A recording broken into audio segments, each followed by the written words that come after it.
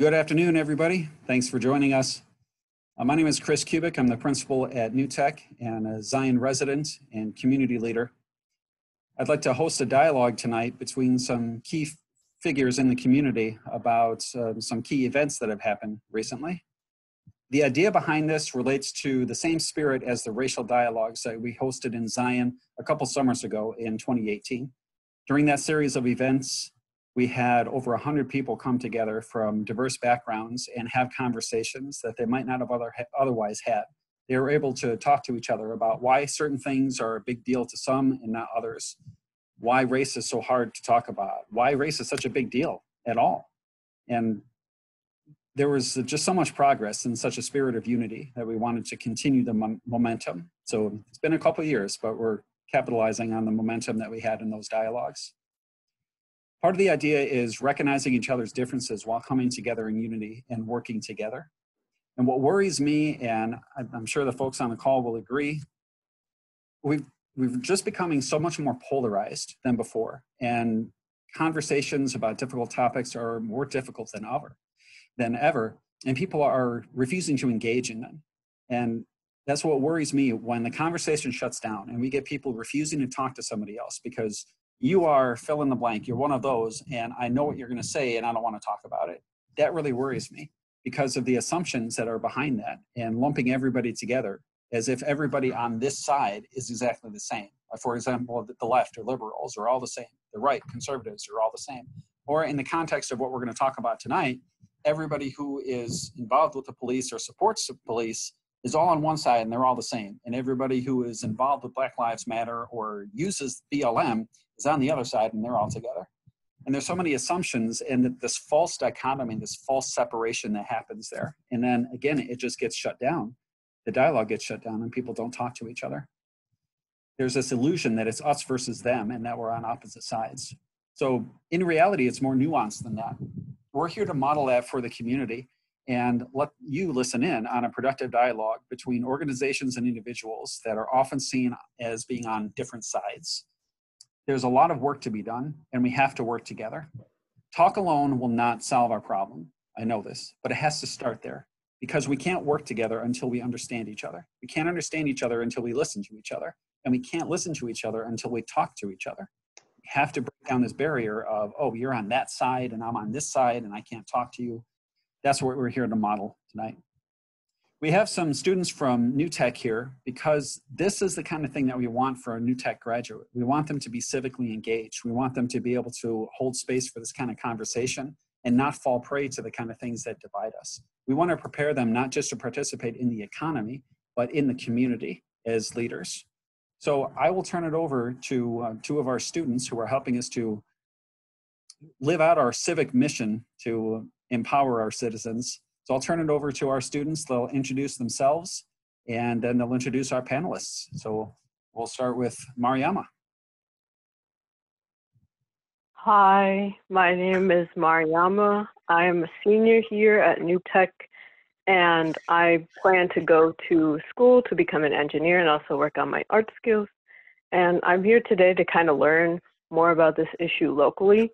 I feel like I have a lot of information about it nationally, as that's kind of been more publicized, but locally I feel like there's a little bit of not enough knowledge, at least in my regard. So I would like to understand this issue, especially regarding Zion. Go ahead, Thomas.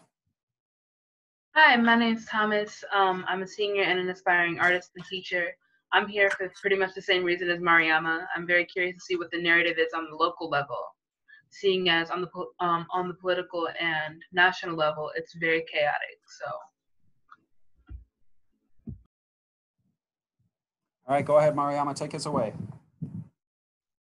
All right, so we're gonna get into introducing our dialogue participants, starting with Black Lives Matter Chairman of Lake County, Mr. Zaki Dar. Yes, Zaki Dar, Chairman of Black Lives Matter.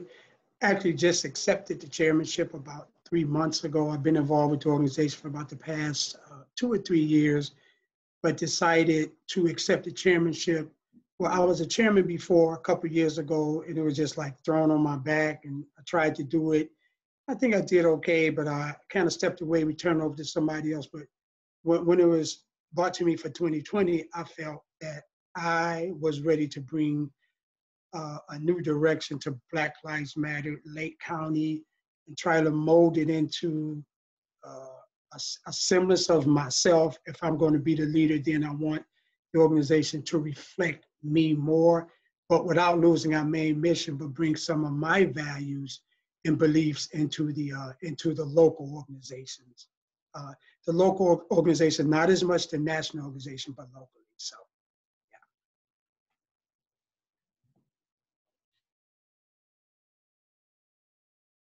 We also have, sorry about that. We also have Zion Police Chief Kirk Henderson and Zion Commissioner of Police, Fire and Rescue Richard Frierson with us. Good afternoon, everyone. As Thomas stated, my name is Kirk Henderson. I am the Chief of Police here in Zion. I was appointed the Chief by Mayor Billy McKinney back in June of 2019, and I've been serving with the Zion Police Department for 28.5 years. Good evening, Richard Frierson. I was appointed to Commissioner for Police and Fire in May of 2019, and I've been a resident here in Zion for about 16 years.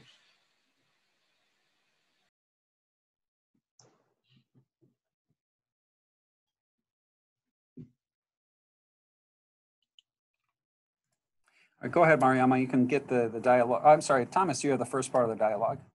Go ahead. Alrighty.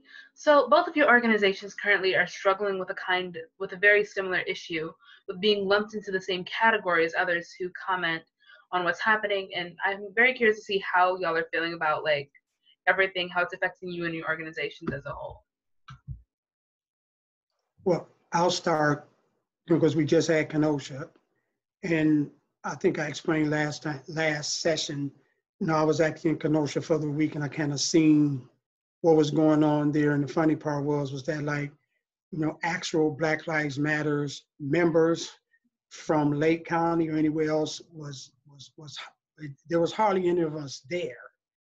It was all type of other groups there. It was all type of other people. There was hundreds of banners and signs that said Black Lives Matter, but as far as like real members, people who are real members of the Lake County chapter, which is based here in Zion, there were very few. So anything that happened in terms of looting or violence or whatever, that made the news, and it was like Black Lives Matter activists, Black Lives Matter this.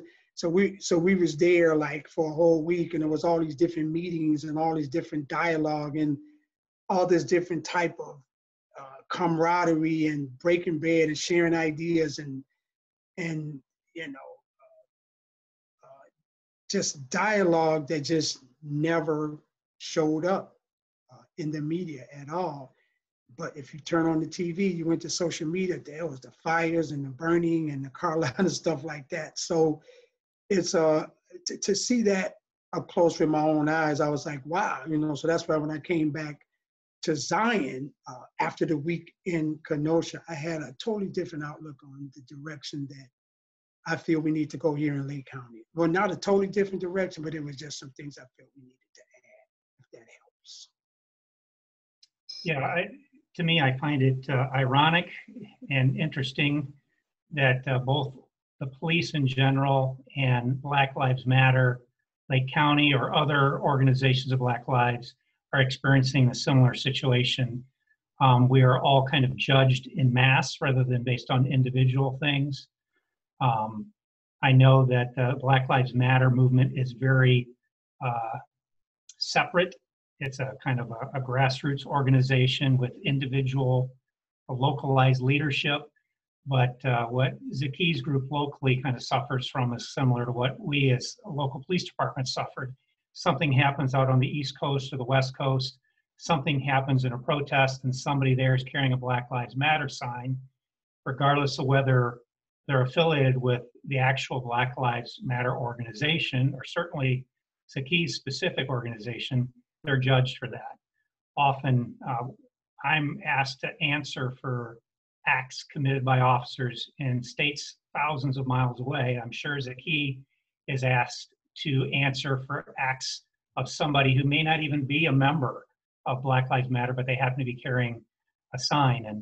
And we were talking in one of the planning sessions about both bad slogans and good slogans. And I think Black Lives Matter is effective as a slogan because I think we can all agree that Black lives do matter.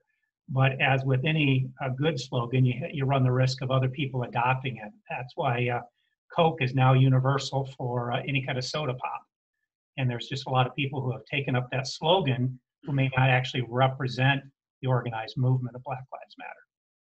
True, true. And I'll add to that what you mentioned, Kirk, about a police officer do something like it can even be in Alaska. I read stuff about what police did in Alaska, and it just reflects on the whole institution of policing in America.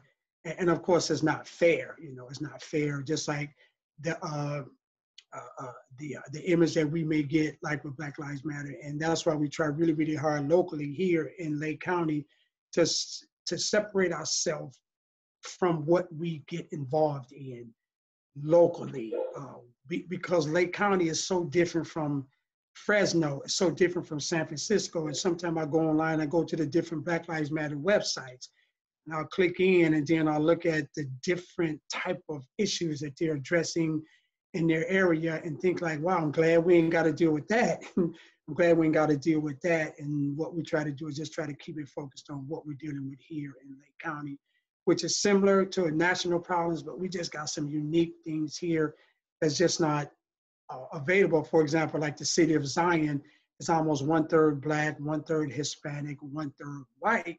That's kind of rare for an American city, to have that 33-33 type of balance. And so those are just some of the unique challenges here. And then we got Waukegan, North Chicago, and Zion. Sheridan Road connects them all, right? So that people who live in North Chicago can be from Zion. Just like me, I was born in North Chicago. I was raised in Waukegan. I live in Zion.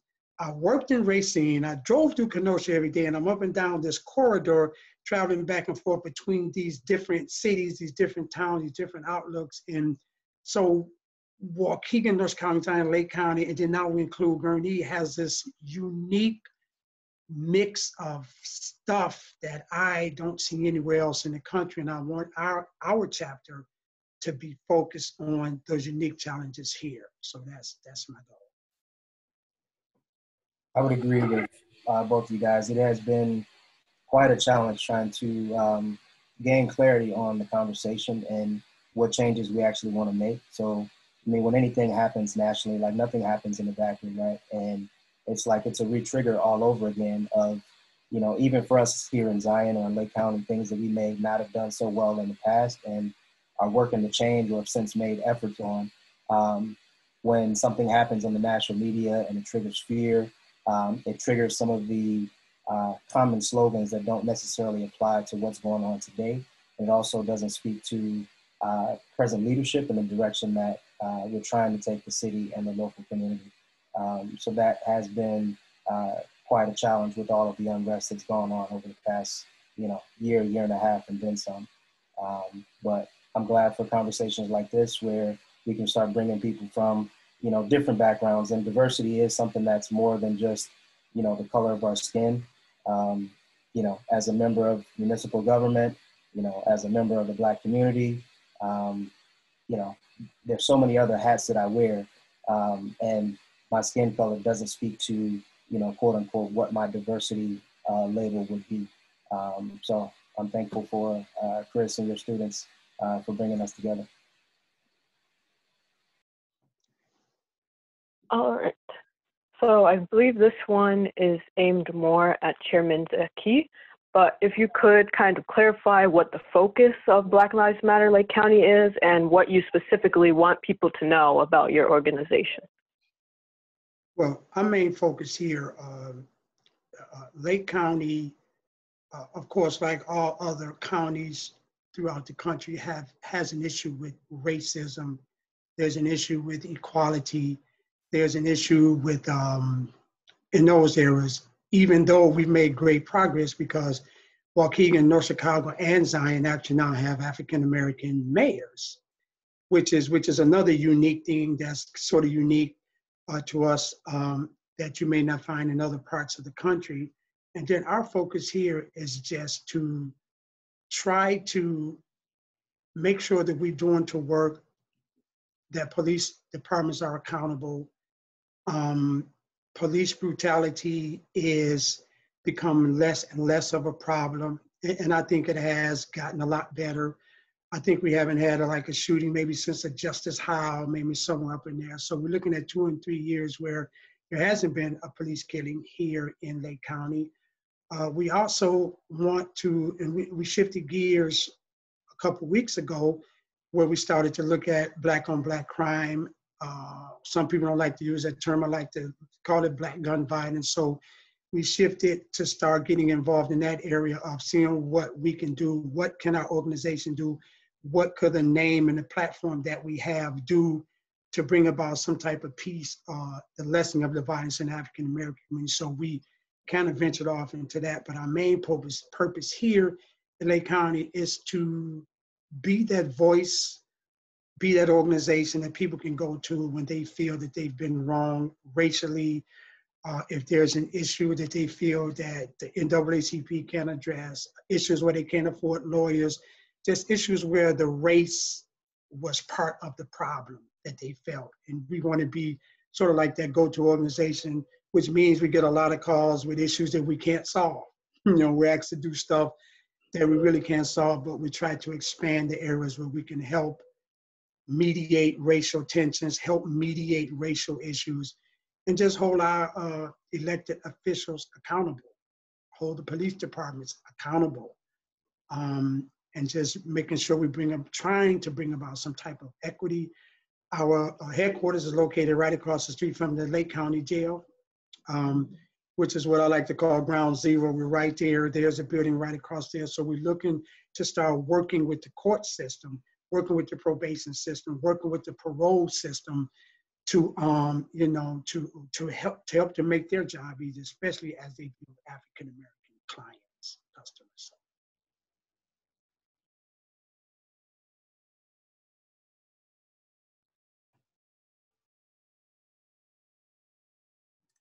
Alrighty. What does this idea of defunding the police mean to you and your organizations? Hang on, before we get there, I want to turn that same question to the commissioner and the chief. Can you give us a focus? What do you want people to know about the Zion Police Department specifically? Well, I guess 2 things come to mind right off. And the first one, Commissioner Frierson and I got involved in shortly after George Floyd. He asked if we could do a self-assessment of the Zion Police Department, where we sat in terms of a lot of the reforms that were asked for around the country. And I've kind of taken to saying reform is not a 4-letter word. Any organization that isn't constantly reforming is doomed to have some failures and some blind spots. So I'm not afraid of that word. And so we went through a systematic thing there, and we are working on trying to find a way of sharing that with the police department. I'm sorry, with the public. One of the problems that happens when we talk about this nationally, and I understand, and I'm not trying to say people shouldn't have a reaction to something that happens on the West Coast or East Coast in Minnesota, and that shouldn't have a local presence. I think there's a time and place for that. But the question is, how do we take that and bring that locally?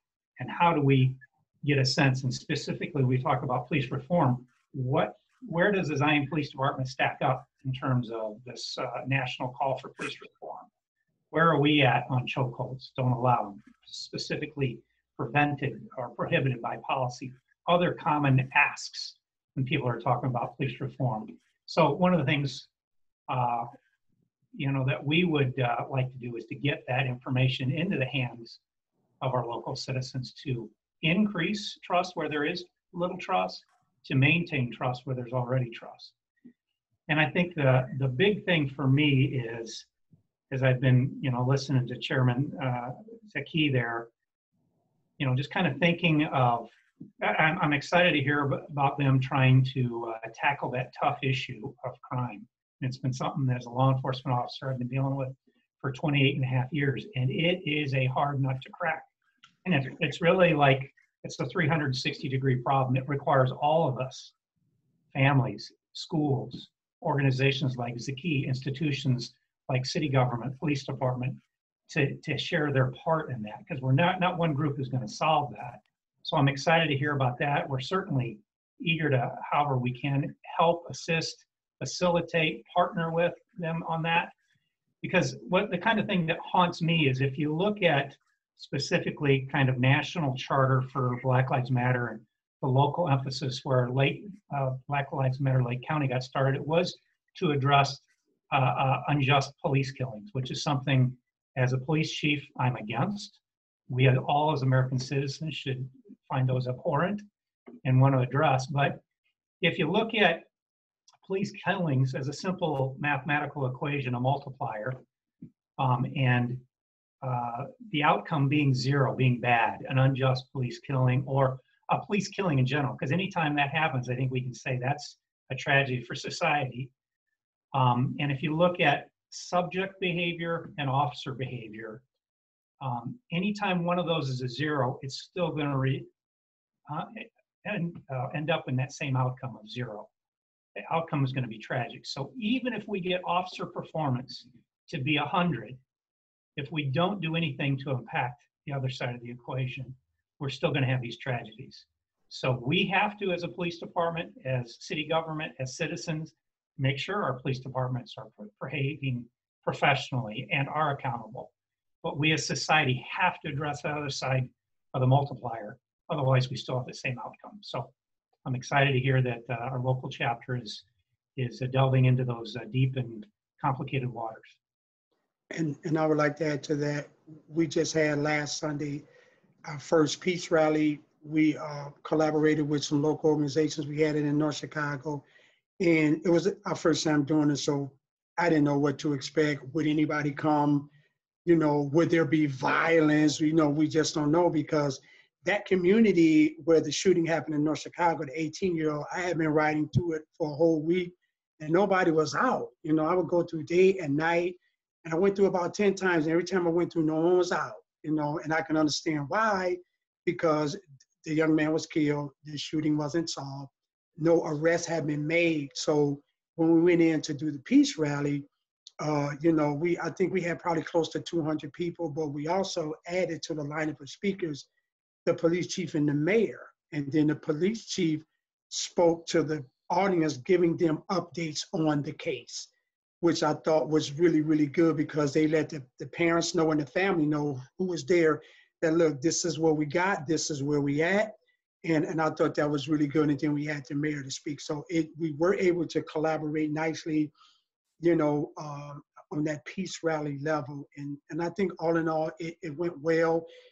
We had a diverse group of speakers, mostly moms, but a few dads. And then we had one of the dads who is a former gang leader, you know, would be considered a young man who, well, he's not a young man anymore, but he would consider having juice in the community. And he spoke to being the father of a son who was killed, and he was able to speak down the chain to maybe some of the guys who are carrying guns. So we thought that was very effective, and it was hard getting him to the mic too. He don't speak. He's not a public speaker. But he did it for us. And I think the combination of him, the mothers we heard from, the police chief giving the update, and the North Chicago mayor speaking, turned it into a successful, peaceful rally. And the community was able to come out, because I looked around and it was like people on their lawns, on their porches, all up and down the block. We were in a field, and it really was like a celebration type of atmosphere, if you can have that behind the killing. And I was very pleased with that, because the neighborhood was in fear. So when we come together, like Kirk was saying, when we come together, Black Lives Matter, law enforcement, politicians, parents, and community, we can bring about some good change in the neighborhoods. And I've seen it with my own eyes in North Chicago. Opposite of what I've seen in Kenosha, which is like night and day, day and night. But that's what we had in North Chicago. So I would say, from my perspective, as a public official, to the chief's point, the spirit behind asking for that self-assessment is even as a member of the community, right, being newly appointed to police and fire, there's a lot of information that I'm not privy to, right? So between our police and fire, they run thousands and thousands of calls every year. And there's a lot of interaction with the public. So one of the things that we wanted to, measure up against, not only some of these common asks from, places like the NAACP and 8 Can't Wait, obviously we wanted to make sure that, we were living up to those values as well. But we also wanted to take a deeper dive and say, what are some of the other things that, we may have fallen short on in the past, or even some of the ways that we may be leading, compared to other departments. And then part of the spirit behind that, a big part of it, is getting to the point of being able to rebuild trust and create transparency. And so in order to do that, I think we have to educate the public, right? So we need to know, where we stand today.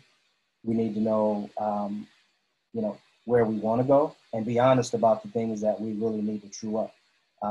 And to Zaki's point, or the chairman's point, the flip side of that, once we start dealing with, non-police and, regular citizens, they need to be able to understand what accountability really looks like from their public officials or to a police chief or officers, and really be able to take that from start to finish, right? So when it comes to what are some of the use of force policies, right? So it's one thing to just get on, on a news media outlet or whatever and say, you know what, we don't do this, right? And obviously that's the policy, right? But people will come up with, a bunch of different scenarios on where it happened to my cousin or it happened to this and that. And so in those cases, I was asking the chief to take a deeper dive and say, okay, you know what, let's look at how are we reviewing, use of force and reports that come in. What are the systems that we have in place? What's that accountability chain, right? So who all does that go in front of? And, that's just the tip of the iceberg on some of the conversations and the behind the scenes things that we've been doing to say, you know what, let's make sure that we really are credible as a department and can earn the trust of the community, right? And that's a big task that I'm happy that the chief is on board for, as well as the lieutenants and the sergeants on down. So it's been a struggle, but he's been a pleasure to work with over the last year. Thank you. Thomas, I'll throw it back to you. Sorry, I jumped in on your question there. No, it's all good. I was curious. In regards to things like the saying for ACAB or all cops are bad, what are your responses to those types of situations, as well as things like defund the police?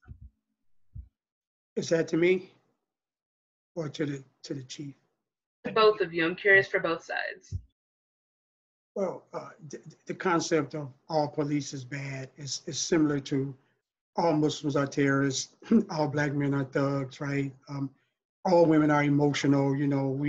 People throw those titles around, and I've been on earth long enough to know that cannot possibly be true. I have police officers in my family, actually police officers that I consider friends, and then there are some police officers that I can't stand on sight. I'll just admit it.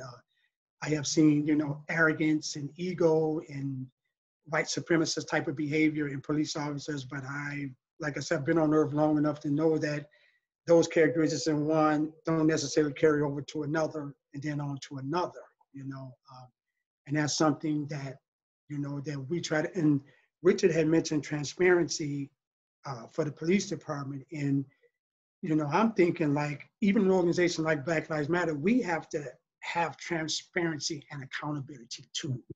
We just because we may be seen as a protest organization means that we should not let the public know exactly what our goals are, what are we trying to do.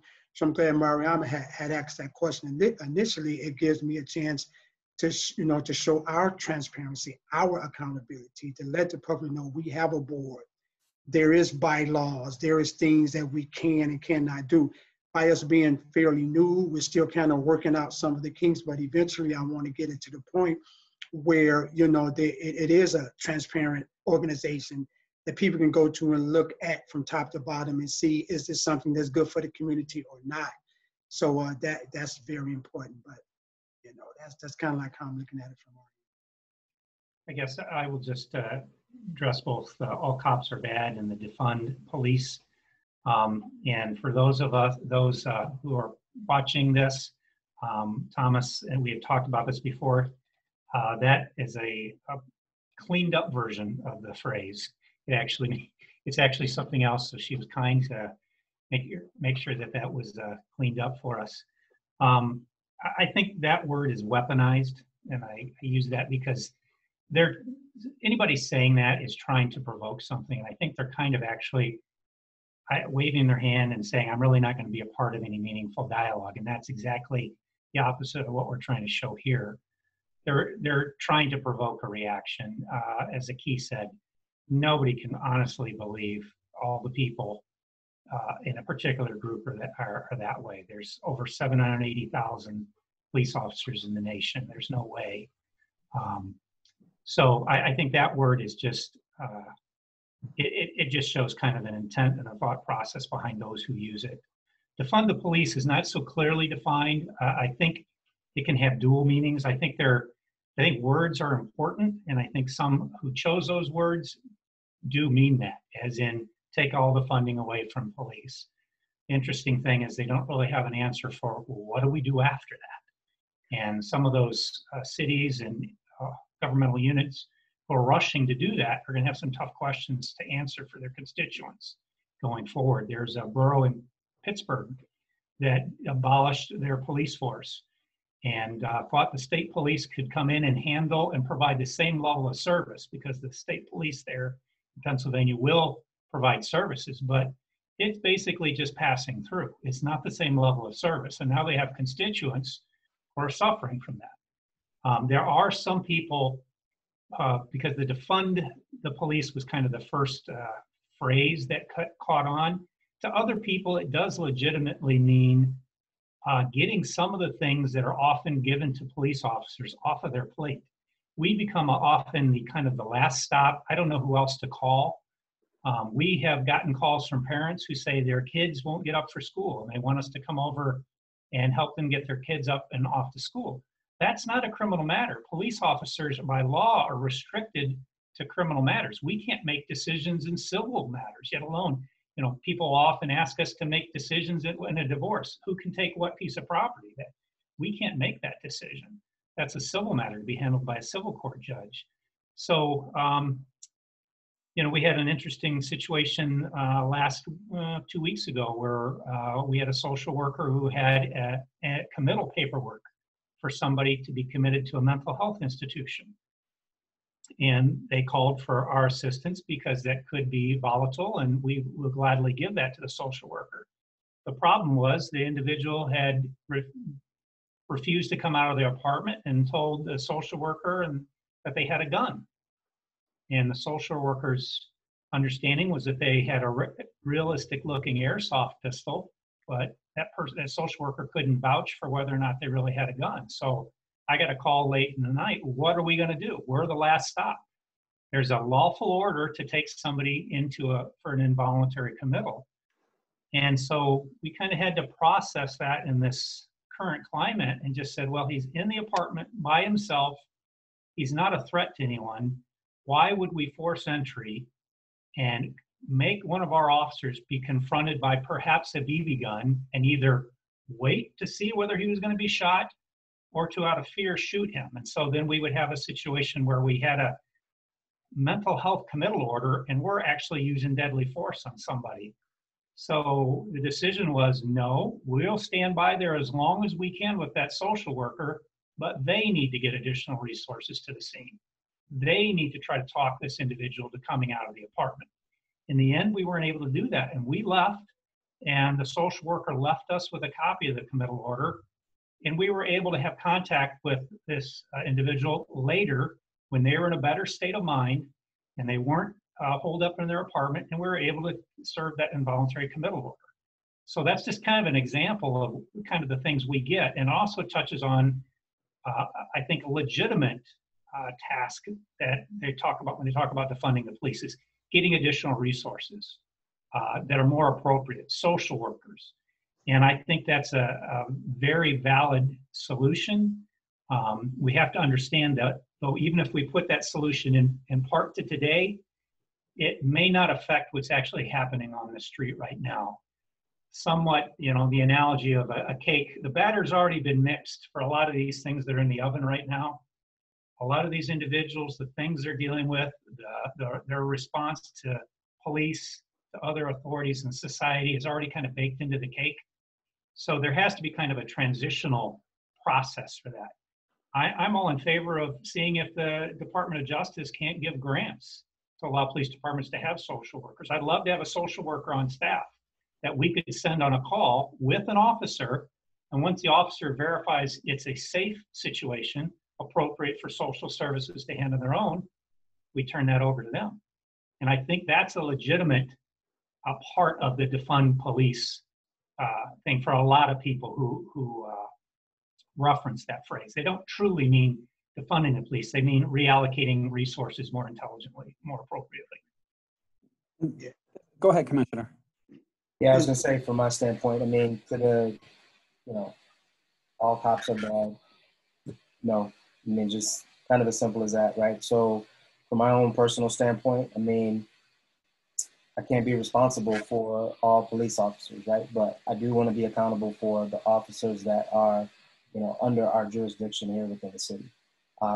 And not that the other ones don't matter, but those are the things that, or are the organizations that I have little to no effect on, right?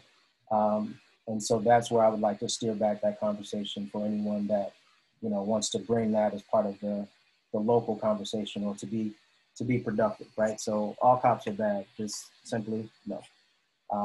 And in terms of defunding the police, I think, you know, the chief mentioned it in terms of they're just the default, right? So if anyone has a problem, it's 911.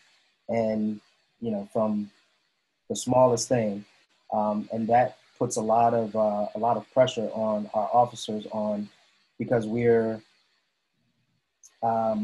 legally bound to respond. So again, it puts a lot of pressure for them to now try and deal with these situations that come up. And many of our officers, you know, they are in this field because of their need to serve the public. It's just part of the spirit of, you know, how they're wired and what they were built to do. And so they would like to help, but they can't always do that, you know, to the example that the chief mentioned. One of the things that we've been discussing as part of Coalition for Healthy Communities is we had 211 of Lake County come in several months ago to highlight a lot of the resources that are available. So we've been helping to push that information out.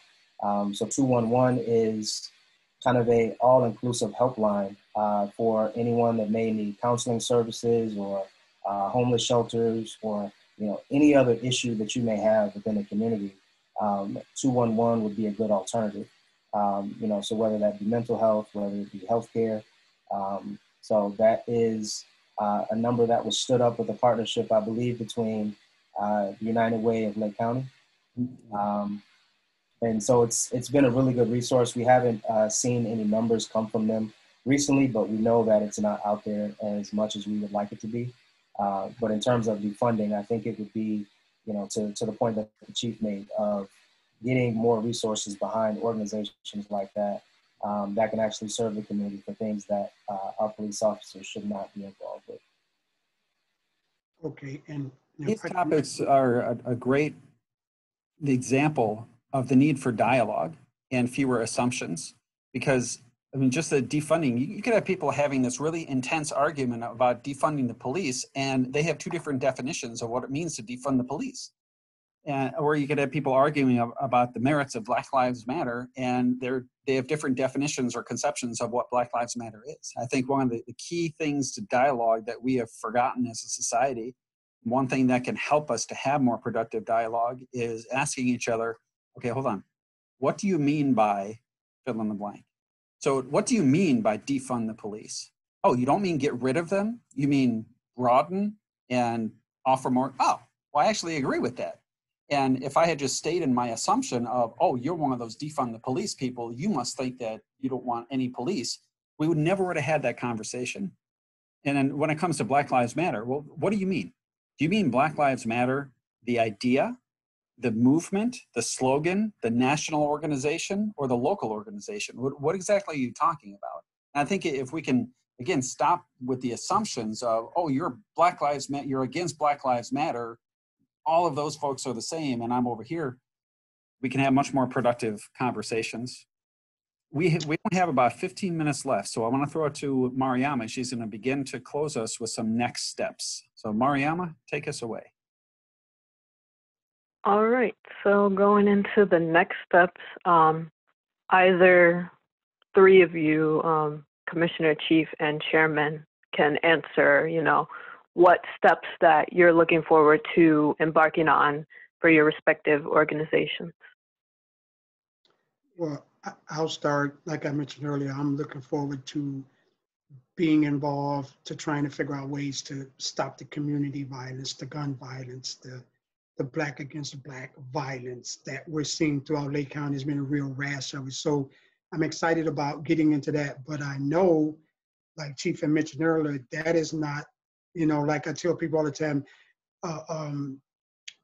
protesting the police and politically, that's easy. Anybody can take a sign, you go marching and, make them do this and make them do that and hold them accountable, that's easy. But it gets more nuanced and difficult when you're trying to channel down into another culture to figure out why things are happening within a culture. And I would just like to add, we were talking earlier about the statement about all police are bad. We must not forget the history of policing in America. The mistrust that the African-American community has for the police and some of the attitudes, this just didn't pop up, when CNN started covering certain things. I mean, a lot of the stuff goes back to why police were formed, the slave patrols and all that. And there are a lot of African-Americans that have access to that information. And there are stories that's passed down from generation to generation about police killings and police brutalities throughout the country locally. So I just want everybody to know that this is not a brand new 2020 conversation. So we always have to take the history into some type of context, especially when you're dealing with a culture. And then I'll transfer that over to trying to stop violence within the Black community. We grew up thinking, mind your own business, stay out of other folks' business, don't snitch, don't tell, and things like that. And those are some of the things that allow crimes to continually take place and people able to get away with them because of these historical ideas that's been passed down. So as we venture off into that, we're peeling back and we're peeling back and we're peeling back. But I think if we do it right and we continue at it, then we will be able to try to find a way for that community to be able to trust the police more. Because if we can insert ourselves in the middle some type of way, letting our community know we understand, we get it, we got it, we come from the same community, but at the same time, this organization over here, Waukegan, Zion, Police Department, whatever, they are trying to save lives just like we are trying to save lives. We're trying to find that middle ground, that homeostasis level that we can get. And it's going to be a lot of work on our end, but we're willing to dive in. So that kind of work kind of got me excited.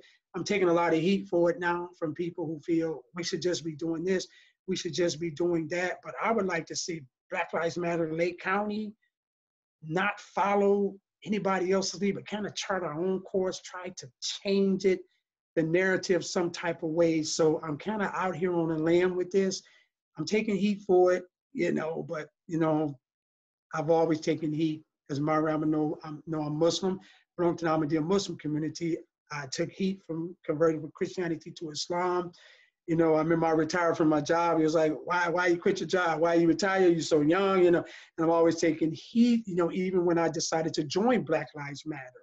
Coming from an organization like the Ahmadiyya Muslim community, whose motto is love for all, hate for none, how can you leave that and go to an organization that has looters and and thugs and stuff in it? And then I was busy trying to explain that, but I have a slogan, and I'm gonna just leave it at that. I don't know where it came from, but it says, if you're not living on the edge, you're just taking up space. So I'm out there taking the organization out there with me, and we're gonna try to change the narrative between police and African Americans, between police and Black Lives Matter, between the community and Black Lives Matter. So that's the long answer for a short question, Mariama. So. And I would just kind of echo that. As Zaki and I have talked in the past, both organizations can walk and chew gum at the same time. They can continue to address their root cause that brought their group into formation, and also do that. Just like we can continue to address speeding in areas of our community, school safety, everything else. We can do that. I do want to just highlight for the community something that we've already done together, and not just with the Black Lives Matter Lake County, but our community has probably had about 12 protests, marches since 2015, and not one of them has been violent. There hasn't been one arrest. And I think that's well worth highlighting. And I credit that to both the organizers of each of those events and to us as the police department. The organizers always handled their people, directed their events. I may not have always agreed to the things that they were saying, but they have a constitutional right to say it. And that was the position the police department took from day one, was that our job is not to be out here to oppose them. Rather, our job is to be out here to make sure they have the right to say what they're saying. So we positioned ourselves to protect them from traffic as they walked in the streets and things like that. There was never putting on the Ninja Turtle suits or anything like that. And I think, had we done that, that might have set the expectations differently. And I'm thankful that our leadership didn't go that way under Chief Dumian at that time. And I'm appreciative of each one of those organizations that handled themselves. We even had one that had somebody trailing their group with a garbage bag, picking up any trash that was dropped. I mean, that's a model for how that civil discourse and protest should take place. I would just say that the Zion Police Department is more than willing and able to partner in any way. I mean, we don't have to be the partner that Black Lives Matter Lake County chooses to work with. They may choose others. They may choose to do their own thing, but we're more than willing to do anything we can to help reduce the community violence. We want to see less mothers, less fathers, less friends, less siblings burying loved ones. And so whatever it takes, we're committed to joining in whatever way we can. Yep. I would say from my vantage point, it's just ensuring that our department remains professional and continues to, walk the talk. I think in terms of, even if the department is doing everything 100% correct, if we aren't dialoguing properly with the community, if we aren't showing up how we need to show up and being transparent with a lot of what happens within the department, then I think that perception is still going to be out there, and we're still going to have issues of snitching and crime where things aren't getting solved. And I think another component to that on the police and the community side is changing the narrative, right? So things have become so polarized and people want to make it such a racial divide. It's, all throughout the media, it runs rampant. But in terms of, I don't look at it as Black violence. I look at it as, neighborhood violence, or a neighbor was shot. Someone's son, someone's mother, those are the things that matter to me, right? So it really at that point is negligible to me in terms of whether they were Black or white, Hispanic, Asian, Muslim, Christian, whatever. So I don't feel compelled to throw that label of Black violence on any of it. I just don't want violence in my community. I want myself and, all those around to be able to experience a high quality of life. So those are the things that I'll be continuing to work on. And I would like to add to the two high school students, and you probably already know this, we have to be very careful with the media and the storylines that they feed us, what they consider newsworthy, what's put in, what's left out, and like I say, you two probably already know it, but I would just reiterate again, you got to be very careful with what it comes to, especially our mainstream media, And there's a lot of different versions, left, right, center, and all that, but be very careful. Put it this way, question everything you read. That's what I do. I might read something, I may have 10 questions I done wrote down on a separate sheet of paper. So just some advice to young high school students from an elder in the community.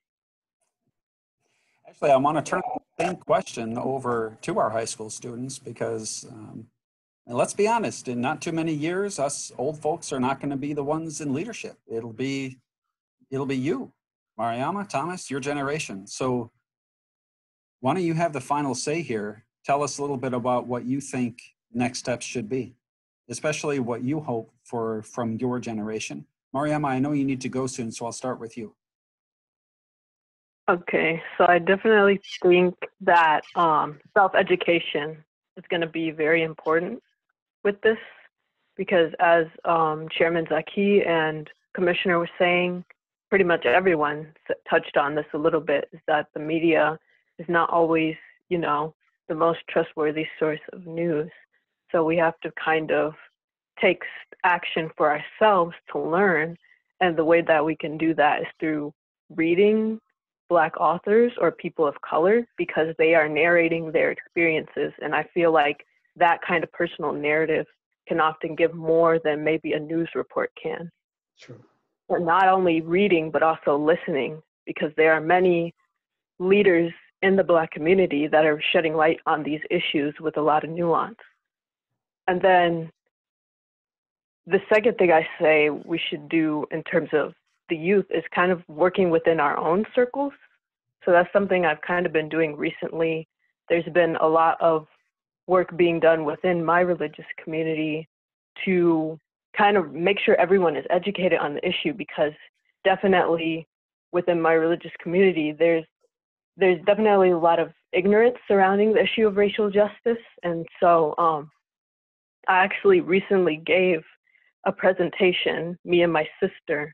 We talked about it with some college-aged people, and they were kind of giving us feedback on the presentation and telling us, you know, this is something that we do have to really put in effort to learn about, because, you know, maybe you don't realize what's happening through the news, but maybe you're hearing it from word of mouth. Somebody experienced this themselves, then that's going to be the thing to really help you understand the issue.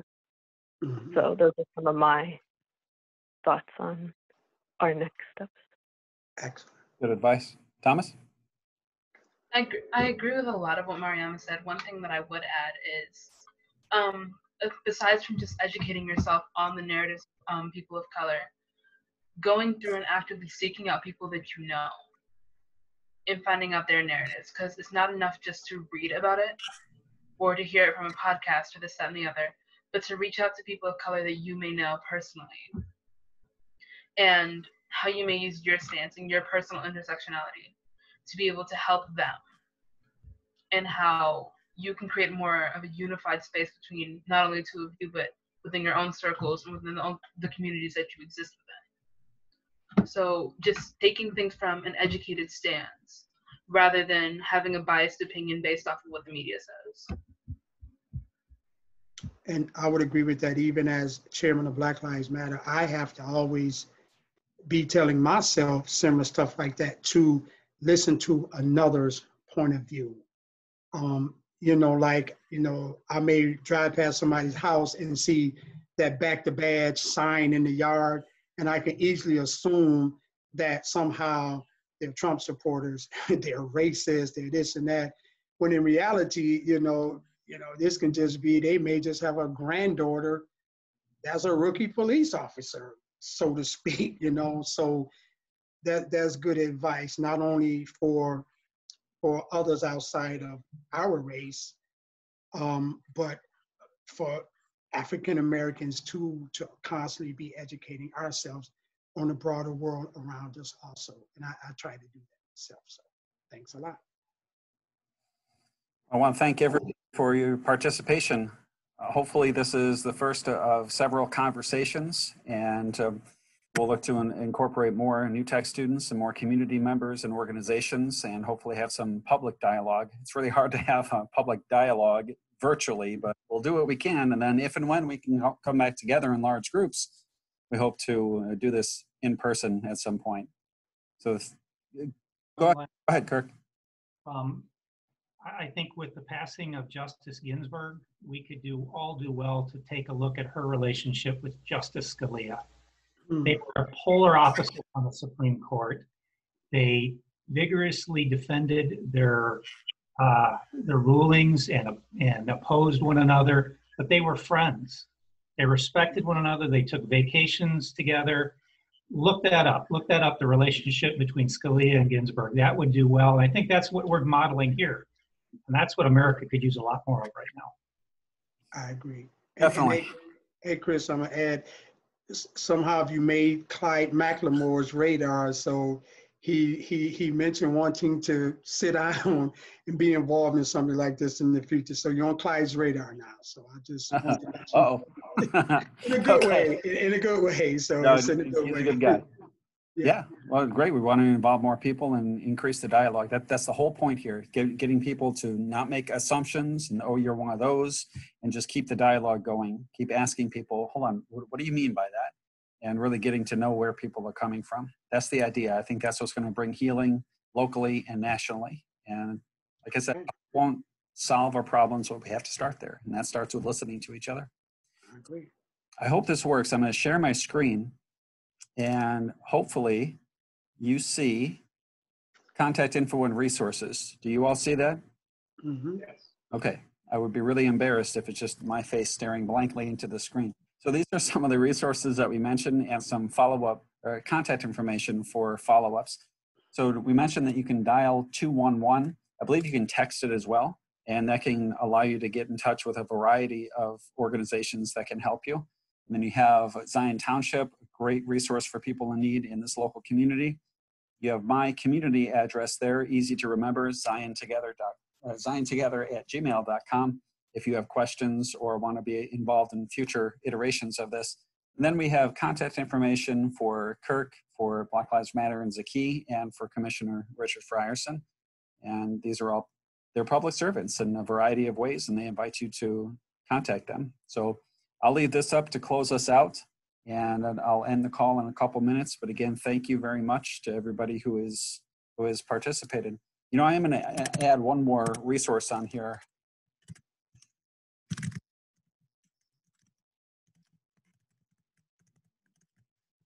This is a website that I'm putting together. Website is that's a generous term. It's a Google Doc with all kinds of resources on it. But this can help to further the dialogue about racism and race and make it easier to discuss. So I'll put a link to a form on there. So if you're interested in working in the local Zion community or outside of that community on this kind of thing, then you can express interest on that form, and then I can contact people. So I'll sign off in a few minutes. Thank you so much for joining us, and we will be in touch with more information. You can contact any of us you can contact any of us using the information that you see on the screen.